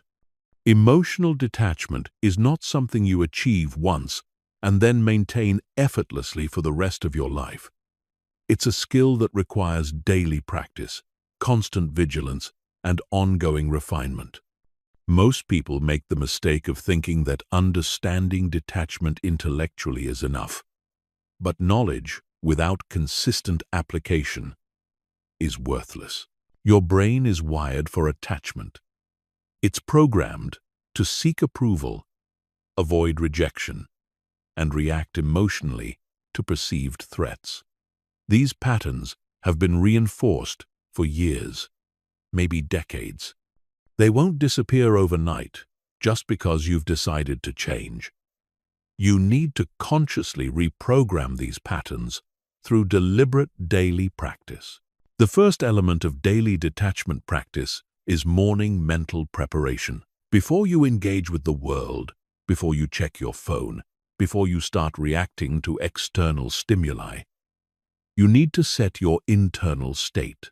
Spend the first 10 minutes of your day consciously choosing your emotional baseline for the day. Ask yourself, what kind of person do I want to be today? How do I want to respond to challenges? What will I do when someone tries to provoke an emotional reaction from me? How will I handle criticism, rejection, or conflict? By preparing your mind in advance, you're much more likely to respond consciously rather than reactively when difficult situations arise. The second element is practicing emotional observation throughout the day. Set reminders on your phone to check in with yourself every few hours. Ask, what am I feeling right now? Why am I feeling this? Is this emotion based on facts or assumptions? Am I taking something personally that isn't actually about me? Am I trying to control something outside my influence? This regular self-monitoring helps you catch attachment patterns before they spiral out of control. Instead of getting swept away by emotions and realizing hours later that you've been controlled by external circumstances, you can intervene in real time and choose a different response. The third element is deliberate exposure practice. Just like building physical strength requires progressively challenging your muscles, building emotional strength requires progressively challenging your detachment skills. Look for opportunities to practice non-reaction, boundary setting, and emotional independence. Start small. If you usually check social media obsessively, practice going an hour without checking. If you typically seek validation after accomplishing something, practice acknowledging your achievement privately without sharing it. If you normally take criticism personally, practice hearing it as information instead of an attack. The fourth element is evening reflection and adjustment. Before you go to bed, review your day from a detachment perspective. When did you react emotionally instead of responding consciously? When did you seek external validation instead of relying on internal confidence? When did you take something personally that wasn't about you? Don't judge yourself harshly for these moments. They're learning opportunities. Ask yourself, what can I do differently tomorrow? What patterns do I notice? What triggers do I need to be more aware of? This reflection helps you continuously improve your emotional detachment skills. The fifth element is surrounding yourself with reminders and support systems. Your environment shapes your behavior more than you realize. If you're constantly surrounded by reactive, emotionally dependent people, you'll find it much harder to maintain detachment. If your social media feed is full of drama and validation seeking, you'll be pulled back into old patterns. Curate your environment intentionally. Follow accounts that promote emotional intelligence and personal growth. Spend more time with people who model healthy boundaries and emotional independence. Read books and listen to content that reinforces detachment principles. Create visual reminders in your space that prompt you to stay centered and non-reactive. The sixth element is regular mental conditioning through visualization. Professional athletes use mental rehearsal to prepare for high-pressure situations. You can use the same technique to prepare for emotional challenges. Spend a few minutes each day visualizing yourself handling difficult situations with perfect detachment. Imagine someone criticizing you and you responding with calm confidence. Visualize receiving rejection and feeling completely unaffected. See yourself setting boundaries firmly but kindly. Picture yourself staying centered during conflict or chaos. This mental rehearsal programs your subconscious to respond the way you want when these situations actually occur. The seventh element is studying your own patterns with scientific curiosity. Keep a journal of your emotional reactions and triggers. Notice patterns. Do you always get defensive with certain types of people? Do you always seek validation in specific situations? Do you always take certain kinds of feedback personally? Understanding your patterns gives you power over them. Once you know exactly when and how you tend to lose your detachment, you can prepare for those situations and choose different responses.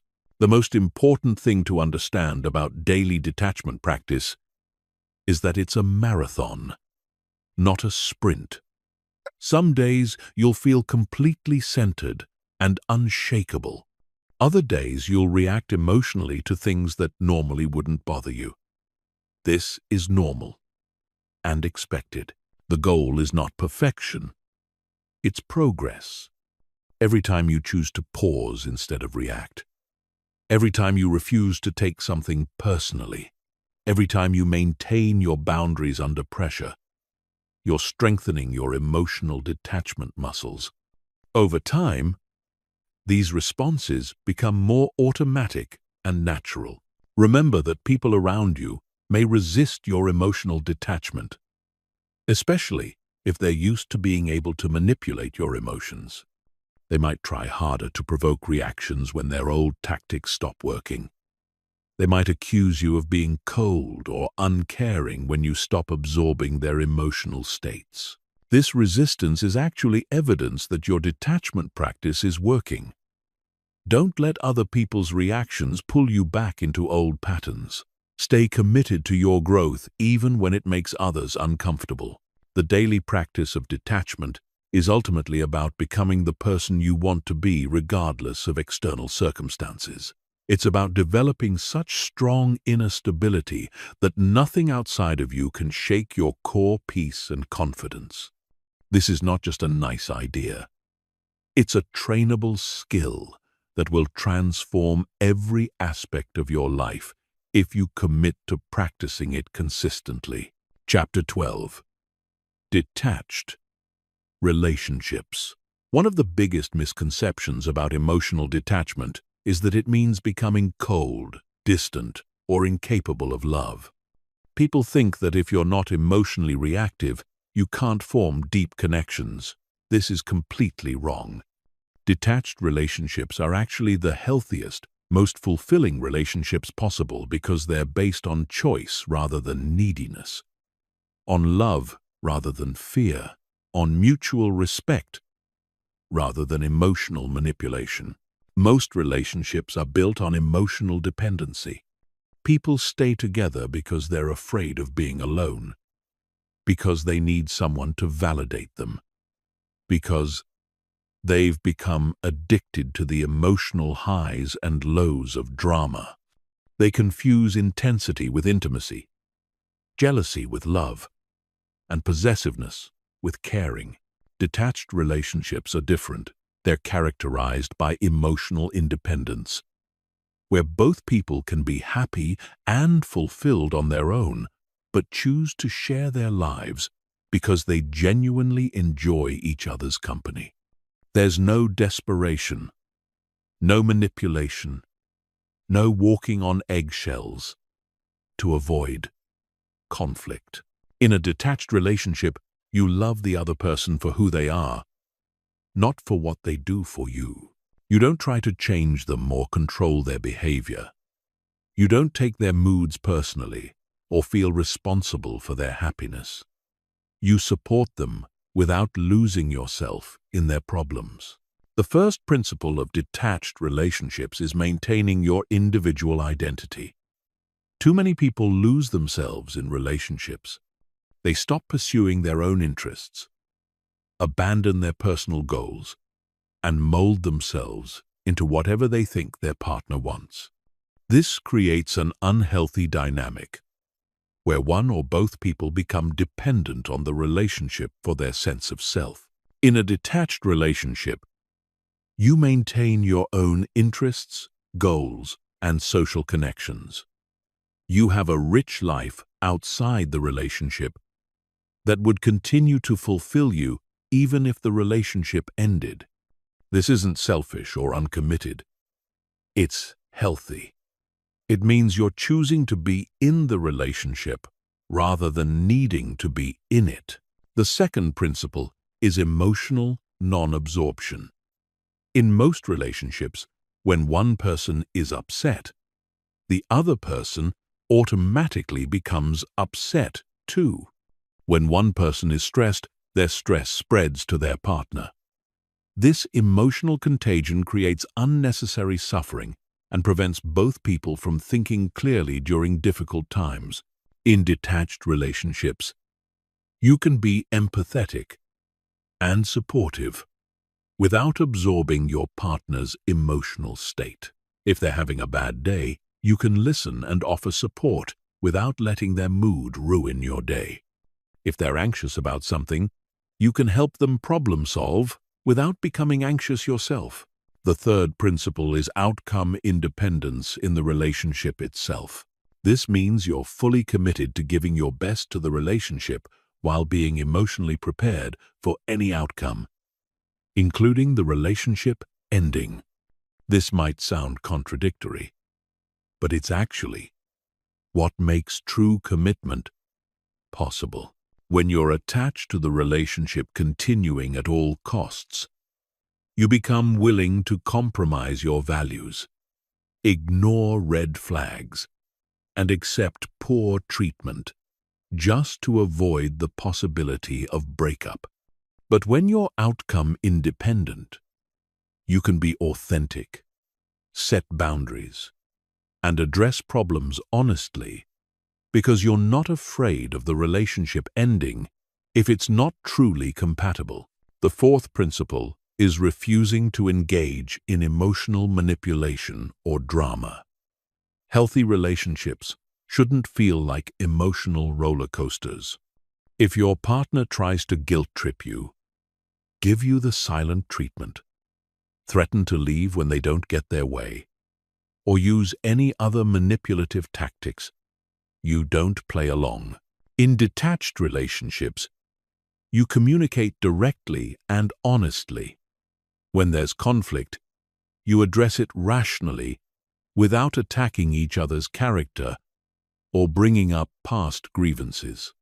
You focus on solving problems rather than winning arguments or making each other feel bad. The fifth principle is accepting your partner as they are, rather than trying to change them. Most relationship problems come from one or both people trying to turn their partner into someone different. They think their partner would be perfect if they just lost weight, made more money, were more social, were less social, or changed some other fundamental aspect of themselves. Detached relationships are based on acceptance. You love your partner for who they are right now, not for who they might become if they change. If there are fundamental incompatibilities, you address them honestly rather than hoping the other person will transform to meet your expectations. The sixth principle is maintaining healthy boundaries, even in intimate relationships. Just because you love someone doesn't mean they have unlimited access to your time, energy, or emotional space.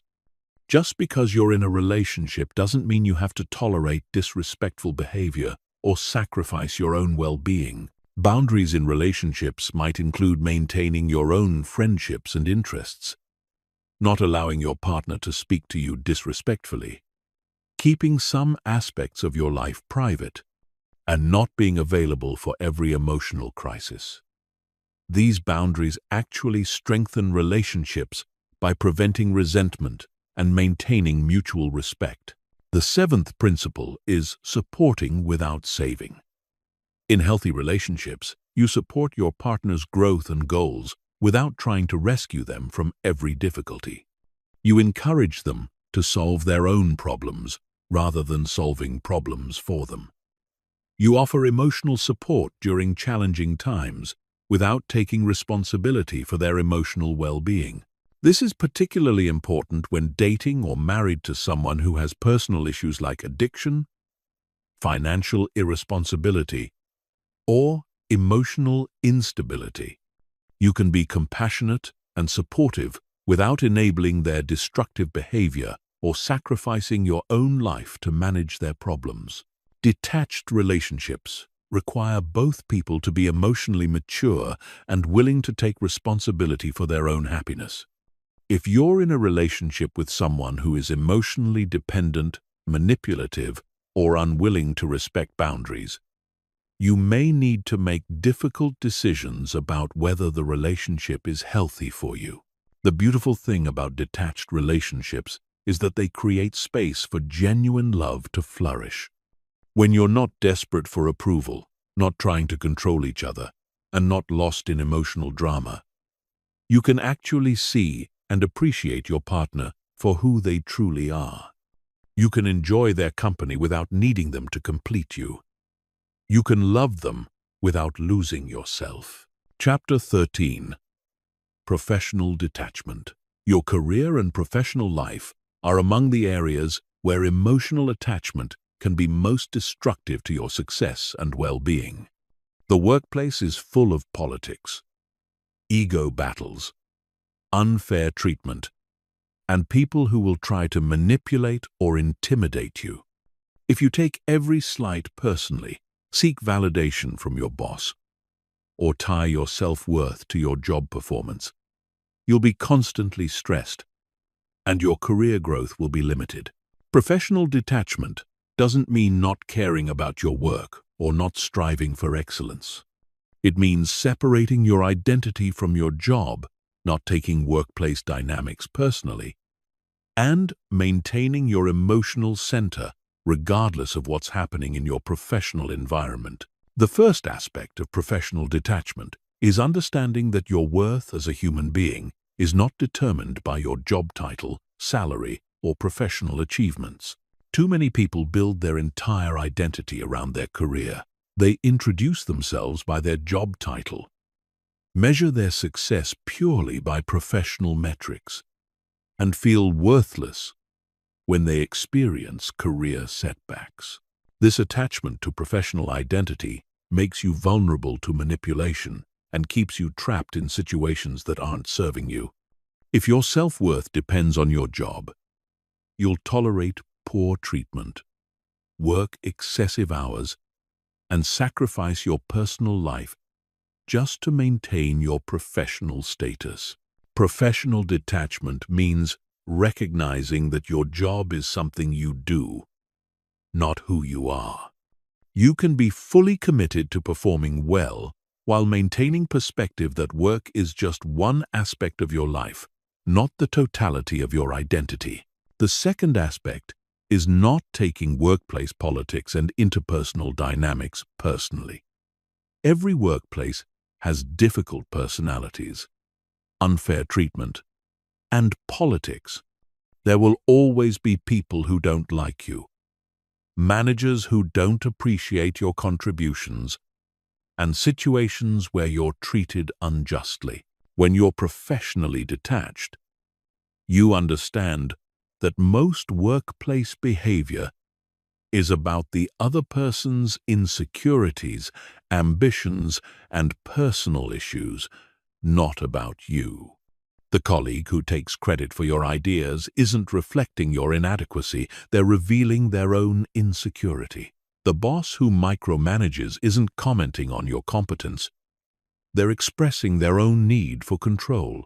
The third aspect is being outcome independent in your career goals. This means working hard and smart toward your objectives while being emotionally prepared for any result. You apply for promotions knowing you might not get them. You start projects knowing they might not succeed. You share ideas knowing they might be rejected or ignored. This outcome independence actually makes you more likely to succeed because you're not paralyzed by fear of failure. You can take calculated risks, speak up in meetings, and pursue challenging opportunities because your emotional well-being isn't tied to specific outcomes. The fourth aspect is maintaining professional boundaries. This includes not working excessive hours just to please others, not accepting abusive treatment from bosses or colleagues, not participating in gossip or office drama, and not allowing work stress to consume your personal life. Many people struggle with professional boundaries because they're afraid of being seen as uncommitted or difficult. But clear boundaries actually increase your professional effectiveness because they force you to focus on what's truly important and prevent you from burning out. The fifth aspect is handling criticism and feedback without emotional reactivity. In your career, you'll receive plenty of criticism, some of it constructive and some of it unfair. Your ability to receive feedback without becoming defensive or taking it personally will largely determine your professional growth. When someone criticizes your work, your first instinct might be to justify yourself, point out their mistakes, or feel hurt by their comments. Professional detachment means listening objectively to see if there's useful information in the feedback while not allowing their opinion to shake your confidence or self-worth. The sixth aspect is not seeking excessive validation from supervisors or colleagues. Many people are addicted to workplace praise and approval. They constantly seek reassurance about their performance, fish for compliments, and feel anxious when they don't receive regular positive feedback. This need for validation makes you appear insecure and gives others power over your emotional state.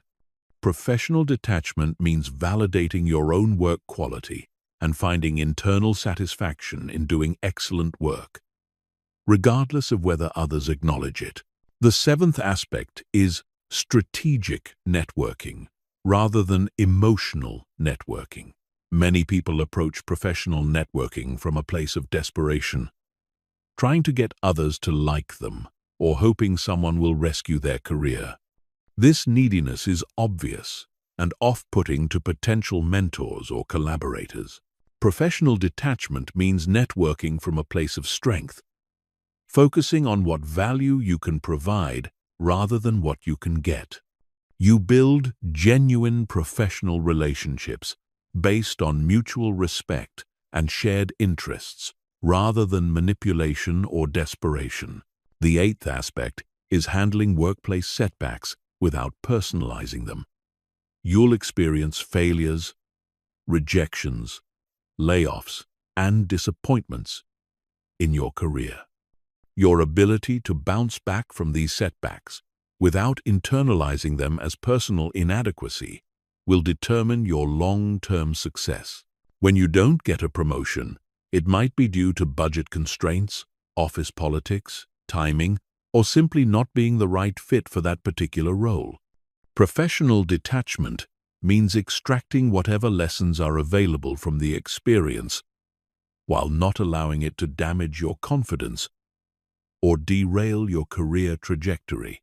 The ninth aspect is being willing to leave situations that aren't serving your growth or well-being. Many people stay in toxic work environments because they're attached to the security, status, or identity that their job provides. They tolerate abusive bosses, dead-end roles, or companies with values that conflict with their own. Professional detachment gives you the emotional freedom to make career changes when necessary. You can leave a job that isn't aligned with your goals without feeling like you're giving up your identity. You can take calculated risks because your worth isn't tied to any particular position or company. The final aspect is maintaining perspective on the temporary nature of all professional situations. Companies go through changes, bosses leave, industries evolve, and economic conditions shift. The problems that seem overwhelming today will likely be irrelevant in a few years. Professional detachment means engaging fully with your current work responsibilities while maintaining awareness that nothing in your career is permanent. This perspective helps you avoid getting too attached to specific roles, companies, or career paths that may not serve you indefinitely. When you master professional detachment, you become much more effective in your career because you're operating from confidence rather than fear, from strength rather than neediness. You can take risks, speak truthfully, and pursue ambitious goals because your emotional well-being isn't held hostage by professional outcomes. Chapter 14. Crisis. Proof. Detachment. The true test of your emotional detachment comes not during ordinary times, but during major life crises. When you lose a job, end a significant relationship, face health problems, experience financial difficulties, or deal with family emergencies, your natural tendency will be to abandon all the detachment skills you've developed and fall back into old patterns of emotional reactivity and attachment. Crisis situations trigger your most primitive survival instincts. Your brain interprets these challenges as threats to your existence and floods your system with stress hormones that make rational thinking difficult. This is when most people lose their emotional center and make decisions based on fear, desperation, and attachment to specific outcomes. But crisis is also when emotional detachment becomes most valuable. The people who navigate major life challenges most successfully are those who can maintain their inner stability while everything around them is chaotic. They can think clearly when others are panicking, make rational decisions when others are purely emotional, and find opportunities when others see only problems. The first principle of crisis-proof detachment is accepting that crises are inevitable parts of life. Most people live in denial about this reality. They believe that if they work hard, follow the rules, and make good choices, they can avoid major difficulties. When crisis inevitably strikes, they're emotionally unprepared and feel victimized by circumstances. Crisis-proof detachment means understanding that challenges, setbacks, and unexpected difficulties are normal human experiences. This doesn't make you pessimistic or paranoid. It makes you emotionally prepared. When problems arise, you're not shocked or devastated because you know this is simply part of the human condition. The second principle is distinguishing between what you can control and what you can't during emergencies. Crisis situations often involve many factors that are completely outside your influence. The economy crashes, someone gets sick, a natural disaster occurs, a relationship ends. Your ability to navigate these situations successfully depends entirely on focusing your energy on what you can actually control. During any crisis, ask yourself, what aspects of this situation can I influence? What actions can I take that might improve the outcome? What is completely outside my control that I need to accept? This clarity allows you to channel your energy productively instead of wasting it on futile attempts to control the uncontrollable. The third principle is maintaining long-term perspective during short-term difficulties. When you're in the middle of a crisis, it's easy to believe that the current situation is permanent or that things will never improve. This catastrophic thinking makes you more likely to make desperate decisions that create additional problems. Crisis-proof detachment means remembering that all situations are temporary. The financial difficulty you're experiencing today will eventually resolve. The relationship crisis you're facing will either be worked through or lead to a different arrangement. The health problem you're dealing with will either improve or you'll adapt to a new normal. The fourth principle is using crisis as an opportunity for growth rather than just survival. Most people approach difficult times with a victim mentality, asking, "Why is this happening to me?" and focusing solely on getting back to their previous situation. But crisis often contains opportunities for positive change that wouldn't have been possible during stable times. Job loss might lead to starting your own business or changing careers to something more fulfilling. Relationship problems might force you to develop better communication skills or recognize incompatibilities that needed to be addressed. Health challenges might motivate lifestyle changes that improve your overall well-being.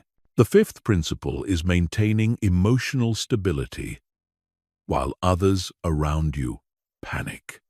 During major crises, most people become emotionally reactive, which creates additional chaos and makes problem-solving more difficult. Your ability to remain calm and centered becomes a tremendous asset not only to yourself, but to others who depend on you. This doesn't mean suppressing emotions or pretending everything is fine. It means feeling whatever you need to feel, while maintaining your ability to think clearly and make rational decisions. You can acknowledge that a situation is difficult or scary while refusing to let fear control your actions. The sixth principle is avoiding desperation-based decisions during crisis periods. When people feel threatened or scared, they often make choices they would never consider under normal circumstances. They take jobs they hate, stay in destructive relationships, or compromise their values just to feel more secure. Crisis-proof detachment means maintaining your standards and values even during difficult times. You might need to be more flexible about timelines or methods, but you don't abandon your core principles. You make decisions based on long-term wisdom rather than short-term fear. The seventh principle is building support systems before you need them. Many people wait until they're in crisis to reach out for help, but this is often when others are least able or willing to assist. Crisis-proof detachment means cultivating relationships and resources during good times that can support you during challenging periods. This includes building financial reserves, maintaining friendships that aren't based on what you can do for others, developing skills that increase your adaptability, and creating multiple sources of security rather than depending on any single factor. The eighth principle is extracting wisdom from every crisis experience. Each major challenge you navigate successfully increases your confidence in your ability to handle future difficulties. Each crisis teaches you something about yourself, reveals strengths you didn't know you had, or shows you areas where you need to grow. Keep a record of how you successfully navigated past crises. What strategies worked? What mistakes did you make that you can avoid in the future? What did you learn about your own resilience and capabilities? This documentation becomes a resource you can draw on during future challenges. The final principle is maintaining faith in your ability to adapt and overcome regardless of circumstances. Crisis-proof detachment isn't based on the belief that bad things won't happen to you. It's based on confidence that you can handle whatever does happen. This confidence isn't arrogance or denial. It's earned through experience and developed through practice. Every time you successfully navigate a difficult situation, you prove to yourself that you're more resilient than you thought. Every time you make it through a crisis without compromising your values or losing your center, you build evidence that you can be trusted to handle future challenges. When you develop crisis-proof detachment, you become someone who others turn to during difficult times. You become a source of stability and wisdom when everything else feels uncertain. Most importantly, you become truly free because you're no longer controlled by fear of what might happen or desperation to maintain specific circumstances. Chapter 15. The Transformed Life. After months or years of practicing emotional detachment, something profound happens. You wake up one day and realize that you're no longer the same person you used to be. The thoughts that once consumed you no longer have power over you. The people who once controlled your emotions can no longer push your buttons. The situations that once devastated you now feel manageable. You've become emotionally sovereign. You've taken back your power. You've broken free from the invisible chains that once bound you to other people's opinions, moods, and behaviors. This isn't just an improvement in your life. It's a complete transformation of who you are and how you experience reality. The transformed life doesn't mean you never experience difficult emotions or challenging situations. It means you experience them from a place of strength rather than victimhood. You feel sadness without being consumed by it. You experience anger without losing control. You face rejection without questioning your worth. You encounter criticism without becoming defensive. Your relationships become healthier because you're no longer desperate for approval or afraid of abandonment. You attract people who appreciate your authenticity rather than those who want to manipulate your neediness.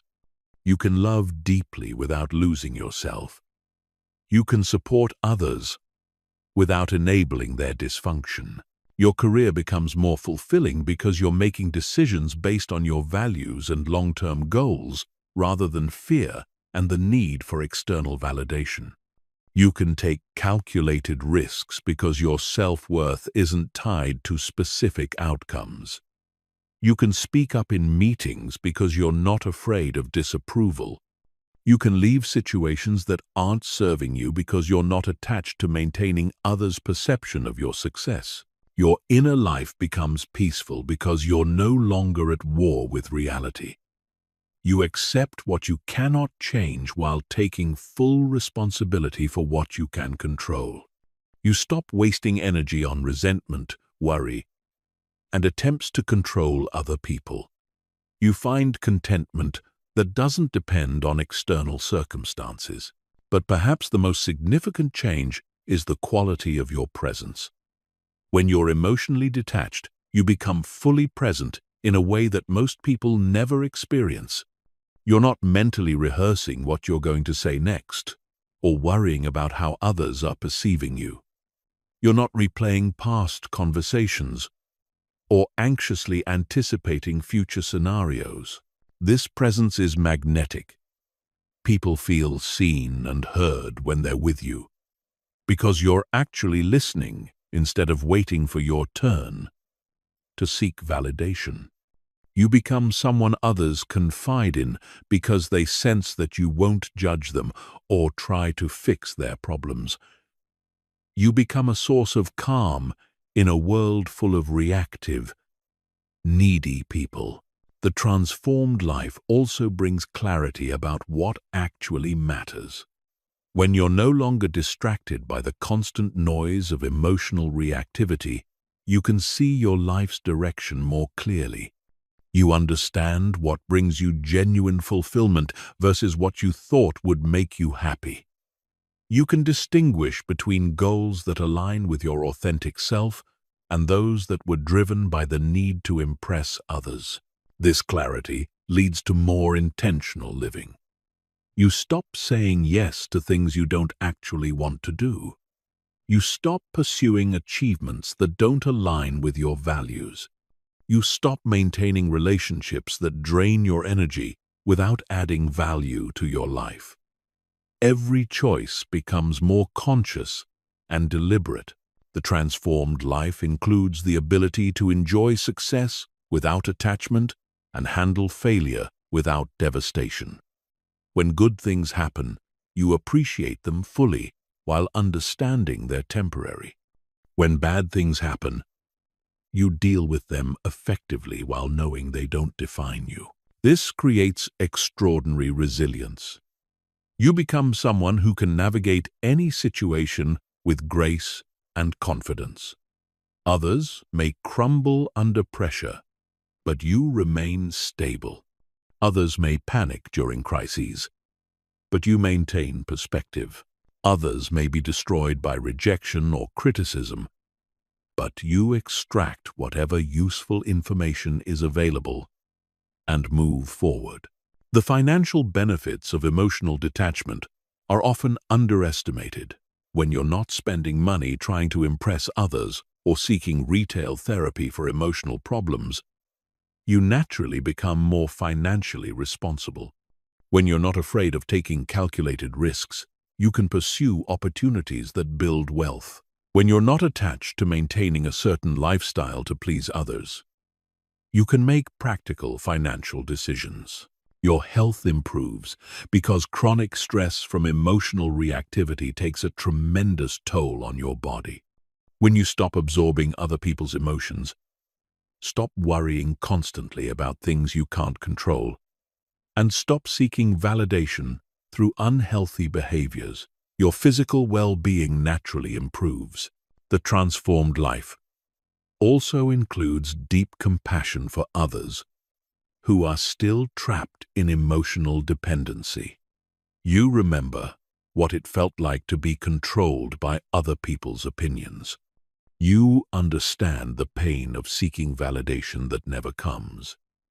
You recognize the exhaustion of constantly trying to manage other people's emotions.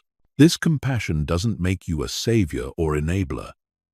You don't try to rescue people from their emotional patterns because you understand that transformation must come from within. But you can be a living example of what's possible when someone commits to emotional growth. Perhaps most importantly, the transformed life includes unshakable inner peace. This isn't the absence of challenges or difficulties. It's the presence of deep knowing that you can handle whatever life brings. It's the confidence that comes from having faced your fears and discovered they were largely illusions. It's the serenity that comes from accepting reality as it is, rather than demanding it be different. This peace radiates outward and affects everyone you encounter. You become a stabilizing presence in others' lives without trying to be. You become someone others aspire to emulate because they can sense your freedom, even if they can't articulate what makes you different. The transformed life is not an end destination. It's an ongoing journey. You continue to face new challenges that test your detachment skills.